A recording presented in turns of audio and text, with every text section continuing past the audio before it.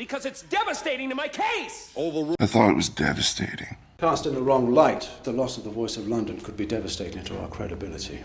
So, have you ever wondered, what's a word that can describe both a city completely leveled by a hurricane and a heart just shattered by loss?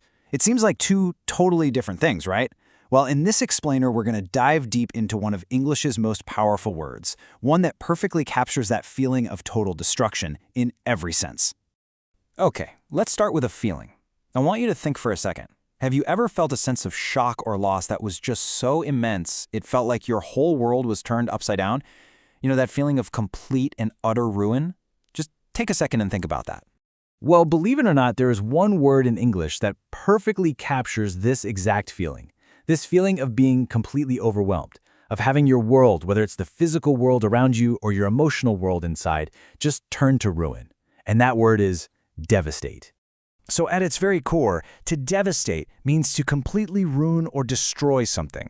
Now, you might be thinking of words like, destroy or ruin, and they're close. But the thing is, devastate implies a level of totality, of hopelessness, that goes even further. There's really no ambiguity here. It means absolute, total destruction. Okay, now for one of my absolute favorite parts, where the word actually comes from. I really think that understanding a word's origin is just the best way to lock its meaning into your memory for good. And devastate, well, it has a fascinatingly direct history.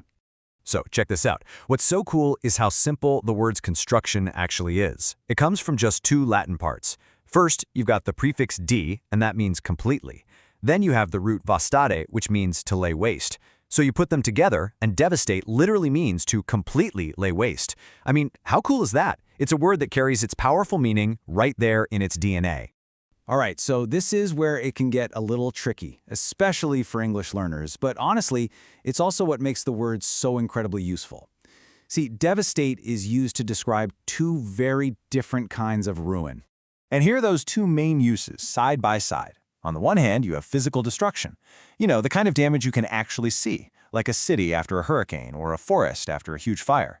But on the other hand, you have emotional shock. This is that internal, invisible kind of ruin caused by terrible news or just deep, profound sadness. It's pretty amazing, right? The very same word describes both an external world and an internal world being completely destroyed. So here's a perfect example of that first meaning, physical destruction. The earthquake devastated the city. You can just picture it, can't you? The ruined buildings, the chaos. The damage is totally visible and widespread. And now, for the complete contrast. He was devastated by the news. See? In this case, there's no physical ruin at all. The destruction is entirely emotional. That news has just shattered his internal world, leaving him in a state of, profound shock and grief. Okay, so I think we've got a good handle on the two core meanings. So let's get practical now. How can you actually use devastate and its different forms in your own sentences? So, like a lot of English words, devastate has a few different forms you gotta know. The verb, of course, is devastate. The adjective is devastating, and the noun is devastation. And you'll hear it all the time in common phrases like devastating news or the devastation of war. Honestly, learning these little chunks of language together is a super smart way to go. Okay, so the key thing to remember about the adjective devastating is that it describes the thing that causes all that ruin and shock. So, for example, you'd say the news was devastating. See? The news itself is the source of the emotional ruin.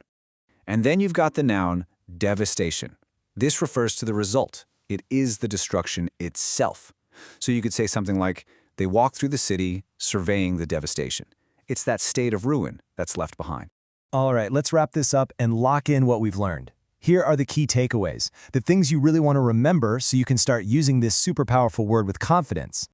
Look, if you remember only one thing from all this, just remember the number 2. That's it. Devastate has two main meanings. First, for that big, large-scale physical destruction. And second, for that deep, personal, emotional shock. And here's my advice. Always connect it back to its origin, to completely lay waste. Remember that. This is not a word for, minor sadness or just a little bit of damage. It is for total ruin. So use this powerful word for really powerful situations. So I'm going to leave you with this one last thought to kind of chew on. How can one single word be strong enough to capture both the image of a ruined city and the feeling of a completely broken heart?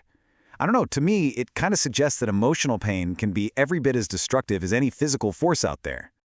Hey, I really hope this deep dive was helpful for you. If you want to continue your language journey and maybe find some of your own powerful words to explore, you should definitely check out our companion app, TalkWord. Thanks so much for joining me today.